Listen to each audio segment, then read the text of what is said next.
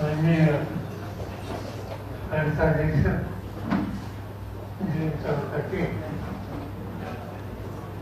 नांदेड़ का एक विषय है श्री पदाधिकारी तालुका अध्यक्ष का, आप इनको जरूर बुला के बात कर लेना। इनका से जो है ना निकाल दिया अध्यक्ष ने, प्लीज लिसन टू मी। इनको आज खुशी हो जाएगा आपका सर्वे सरकारी गावाने सरकारी आणि सहकारी मंजूर आजचा दिवस अत्यंत महत्वाचा दिवस आहे. एक तर उद्देशाला 14 जानेवारी आणि 14 जानेवारी हा एक दिवस माझ्या अंतःकरणामध्ये कायम राहतो.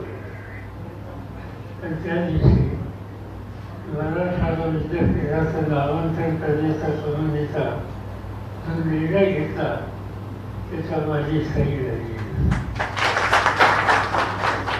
आणि त्याच्या पूर्ण संधीला आज आपण या ठिकाणी एकत्र येतोय. आणि आंबेडकर असो, शाहूराजे असो, महात्मा फुले असो, यशवंतराव चव्हाण असो, या सगळ्यांच्या विचाराला जे एक समाजकारण करण्याच्या मुद्द्याची आवश्यकता आहे त्याला शक्ती देण्याच्या संबंधीचा निर्णय आज विजयरावने आज या ठिकाणी घेतला. परभणी जिल्हा हा महाराष्ट्रातला एक महत्वाचा जिल्हा आहे. तो महत्वाचा यासाठी निवडतो की राजकीय दिशेचे काही जागृत जिल्हे त्यापैकी हा जिल्हा. एक काळ असा होता 1947-48च्या सुमाराला एक मोठा वर्ग काँग्रेस सोडून एका बाजूला गेला आणि त्याने एका नव्या पक्षाची स्थापना केली.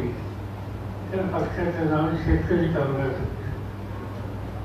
पण तो शेतकरी कामगार पक्ष राज्याच्या अनेक जिल्ह्यामध्ये वाढला, पण मराठवाड्यामध्ये अधिक वाढला आणि मराठवाड्याच्या परभणी जिल्ह्यामध्ये अधिक वाढला.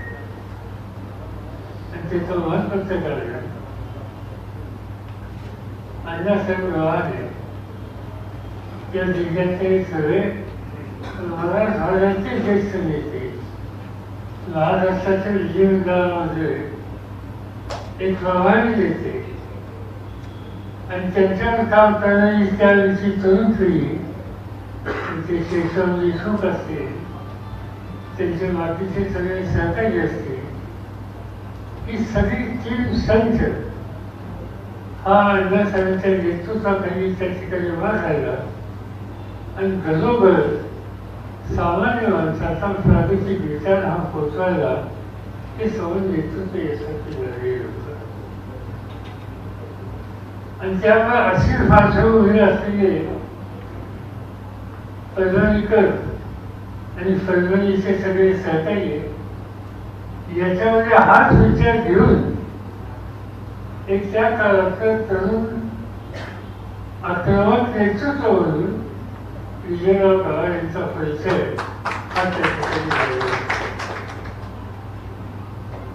त्यांचे काही स्वभावात काही गंभीर, काही गोष्टी पक्क्या.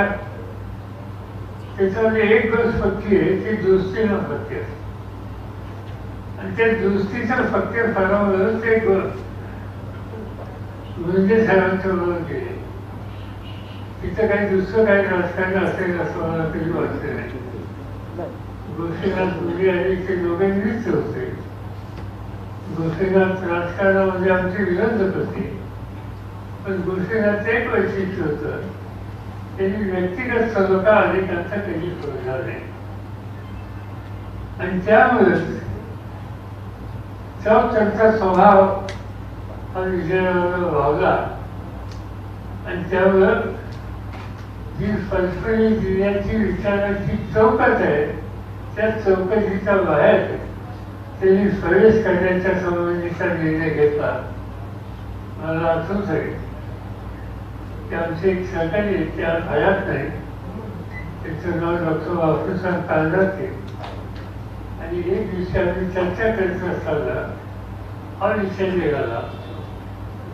तर मी त्याला म्हटलं किंवा हे कसं काय घडलं, त्याने काय काळजी करू नका, हा घरी तिथे राहणार नाही, शिक्षकांना धडा शिकवायचा प्रयत्न करेल आणि ते शहाणे होत असतील तर बाहेर येऊन शहाणा करेल. त्यामुळे तुम्ही काही त्याची चिंता बाजू नका.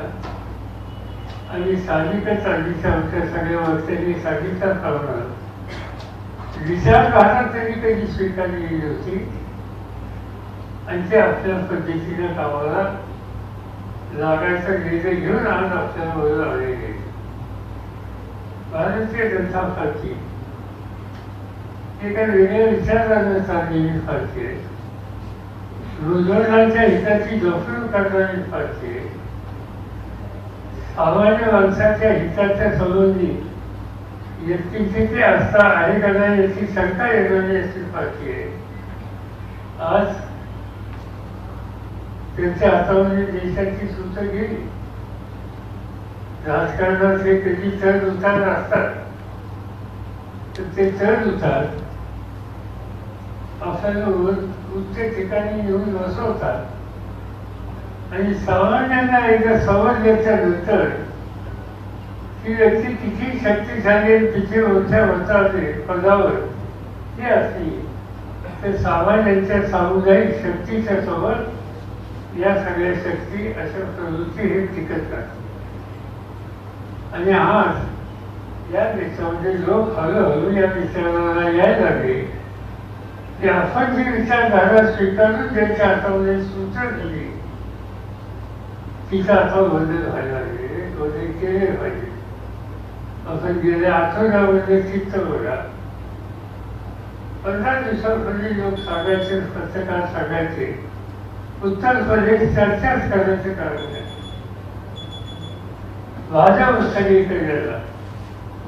आता एक दिवस असा जात नाही की त्या भाजपमधले काहीतरी लोक पक्ष सोडून राहिले. 13 आमदारांनी, काल 6 आमदारांनी, 4 आमदारांनी लाईन लागायला लागली. आणि जे मंत्रिमंडळामध्ये तेही आता मंत्रिपद सोडून आज भाजपचा भाग करायला लागले.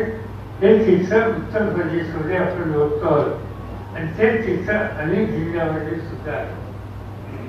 जो गोवा असेल की जिथे जिथे निवडणूक असते त्या ठिकाणी आता हे चित्र दिसायला लागलेलं आहे. ही प्रक्रिया सुरू झाली आणि त्या प्रक्रियेला प्रोत्साहित करण्यासाठी, शक्ती देण्यासाठी विजयरावांनी त्यांच्या सरकारने हा आपला राजकीय निर्णय आज या ठिकाणी जाहीर केला की जो त्यांच्या मनात होताच.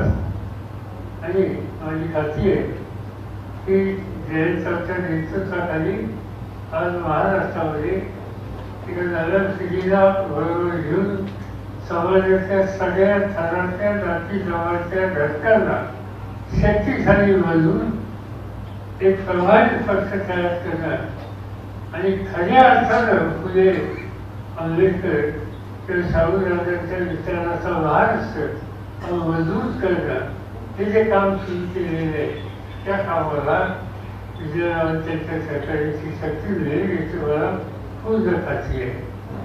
म्हणून ठरवून असं त्यांचं स्वागत करतो वगैरे म्हणजे त्या अर्थ नाही, पण ते अफसेच होते. घरच्या माणसाचं कसं स्वागत घासाच येतो. आज माझी खात्री आहे की ते हळूहळू या चुकीच्या विचाराला त्या भागामध्ये किंवा समज महाराष्ट्रामध्ये जे कुणी गेलेले असतील त्यांचं मन परिवर्तन करणं, त्यांना वास्तव चित्त काय आहे ते समजून सांगणं यासाठी विजयरावची उपयुक्तता जयंत चव्हाण आणि बाकीच्या सहकार्यांना निश्चित होईल याची मला खात्री. आज परभणी जिल्ह्यातील राष्ट्रवादीचे सगळे ज्येष्ठ नेते सरकारी या ठिकाणी उपस्थित आहेत. आज या सगळ्यांच्या सामूहिक शक्तीतून हा जिल्हा पुन्हा एकदा प्रादेशिक विचार असा जिल्हा आहे हे तिथं वाहन असताना दिसेल तिची मला खात्री आहे. आणि यांचं काम हे परभणीच्या फक्त सीमित राहणार नाही, सगळं मराठवाड्यामध्ये मराठवाड्याचा भाग सुद्धा तिची उपयुक्तता आहे आणि त्या उपयुक्ततेच्या माध्यमातून तो हा विचार मजबूत करण्याला हातभार लागतो याची मला पूर्ण खात्री आहे. आणि त्यामुळे मला अतिशय मनापासूनचा आनंद आहे तो या ठिकाणी व्यक्त करतो आणि माझे दोन शब्द संपतो.